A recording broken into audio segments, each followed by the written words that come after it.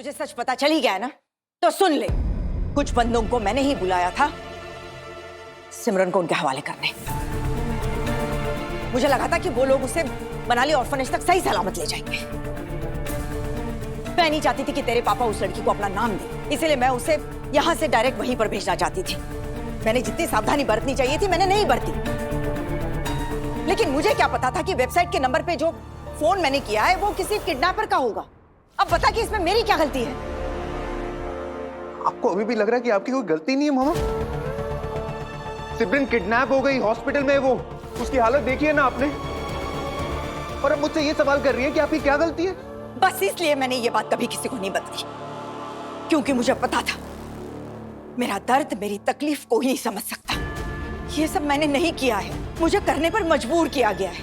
पिछले कुछ दिनों से ऐसा कुछ होता आ रहा है कि ये सब करने पर मैं मजबूर हो गई हूं। इतने साल से बिना प्यार के एक ही रिश्ते में बंधी हुई हूं। मेरे ही पति ने मुझे धोखा दिया। इंदर किसी दूसरी औरत से प्यार करते थे, उससे शादी करना चाहते थे, लेकिन उसके बावजूद उन्होंने तुझे और मुझे चुना। उन्होंने कहा कि वो सारे रिश्ते उस औरत से तोड़ चुके और इतना ही काफी था मुझे मेरे और इंदर के रिश्ते को आगे बढ़ाने के लिए। इतने सालों में इंदर ने उस औरत का जिक्र तक नहीं किया और ना ही कभी बताया कि उस रिश्ते से उनकी कोई बच्ची भी है। लेकिन तेरी ये बीवी उसी बच्चे को इस घर में लेकर आई। मैंने इंदर के अंदर का बाप जगते हुए देखा है। जो प्यार तेरे बचपन में उन्होंने तुझे कभी नहीं दिया, वही प्यार उस नाजायज बच्ची पर लुटाते हुए देखा है। मैं अपनी झूठी दुनिया में खुश थी ना, तो इसे क्या जरूरत थी वो भयानक सच सबके सामने लाने की, मेरी जिंदगी में तूफान मचाने की? बोल, अब तेरे पास है कोई इस बात का जवाब? जब मैं सिमरन को घर लेकर आई थी, मुझे नहीं पता था कि वो पापा की बेटी है। पापा की बेटी नहीं, उनकी नाजायज औलाद, मेरे पति की बेवफाई और धोखे का सबूत।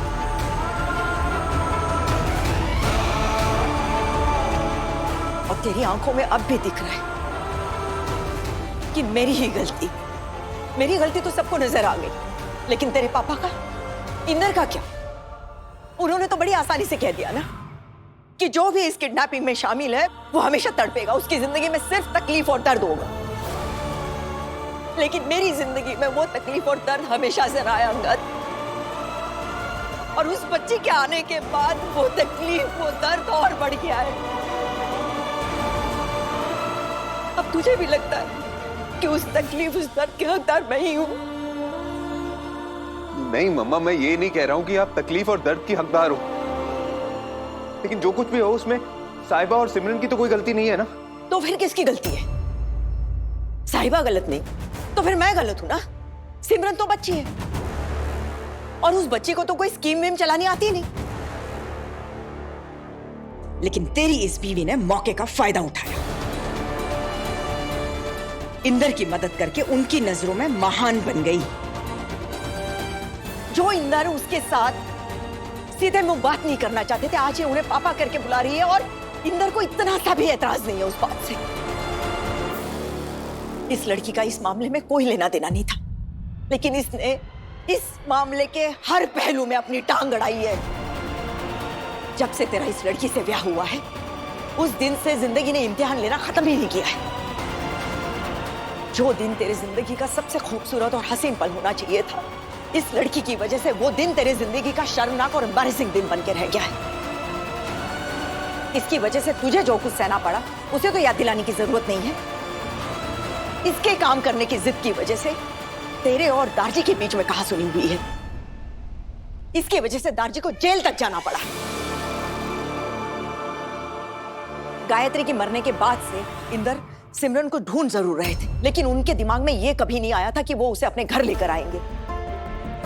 इंदर सिर्फ इतना चाहते थे कि वो सिमरन को एक अच्छा एजुकेशन और अच्छी जिंदगी दे, और वो सभी के लिए अच्छा होता, हमारे लिए भी और इस पूरे परिवार के लिए और उस बच्ची के लिए भी। तेरी मेरी डोरियां सोमवार से रविवार शाम 7 बजे स्टार प्लस और डिज्नी प्लस हॉटस्टार पर।